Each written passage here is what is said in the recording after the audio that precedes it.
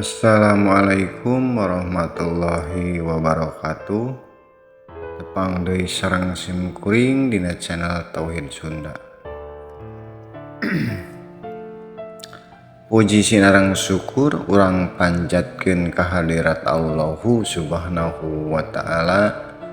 Shalawat sinareng salam anu salawasna ngucur ka junjunan urang sadayana, junjunan Rasulullah Muhammad sallallahu alaihi wasallam.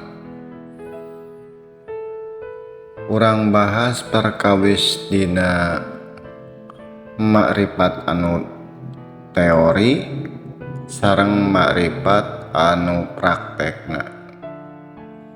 Seueur kajian-kajian perkawis ilmu hakikat, perkawis makrifat dinu naon bae, pangapunten bae seueur ulasanana, seueur kajianana, boh anu kabaca, boh anu diseratna eta kacida seueurna. Nanging kakaliruan jalmi teh ngan semet ku resep dina perkawis kajianana, perkawis tulisanana. Sabab marifat mah sanes kajian teori anu kuduna dikupingkeun atanapi dihafalkeun, tapi ku urang wajib praktek. Sabab praktek di dinya aya cara-cara anu khusus, cara-cara atanapi kaifiat dina proses tarekatullah. Janten ulah kabobodo ku kajian-kajian atanapi hasil olah akal, akhirna anu syariat dijantenkeun hakikat, anu hakikat disyariatkeun. Ibarat contona kieu, Rasul teh sok aya nu nyebutkeun aya dina diri urang, Allah teh aya dina diri urang, tah eta kakaliruan akhirna naon, syariatna dihakikatkeun jadi ngalilir batur. Tah syariat anu dihakikatkeun teh eta teh sami sareng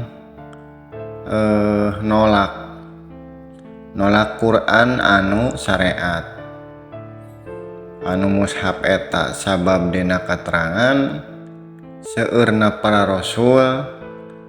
rasul tika pungkur, rasul anu tina wujud jalmi sareng tina nur, nyaeta anu manglapis-lapis teh dimensional disebatna.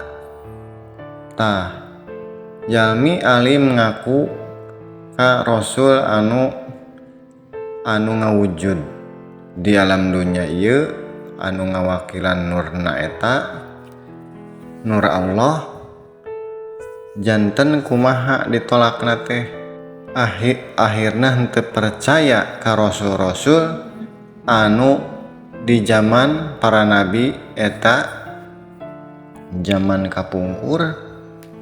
Akhirna teh nolak secara lemes. Lamun ibarat di zaman ayeuna ditepikeun, ayana utusan atawa ulil amri ku alim-alimna jalmi, akhirna anu syariat dihakikatkeun teh kitu. Ku alim-alimna milarian guru mursyid atanapi utusan di zaman ayeuna, akhirna ngaku utusan eta aya dina diri urang, Allah oge aya dina diri urang. Da alim milarian anu disebat wasilah teh ya, jalan pikeun ngaraketkeun diri ka Allah.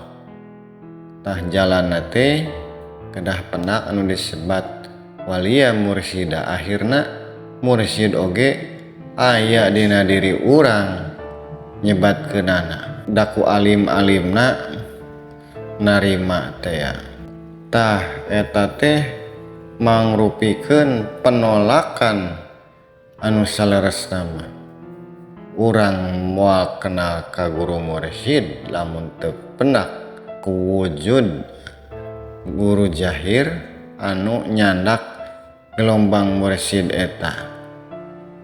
Pendakan heula eta jalmi atanapi guru, sabab sagala rupa hal elmu ge wajib aya guruna. Rupina sakitu heula disim kuring.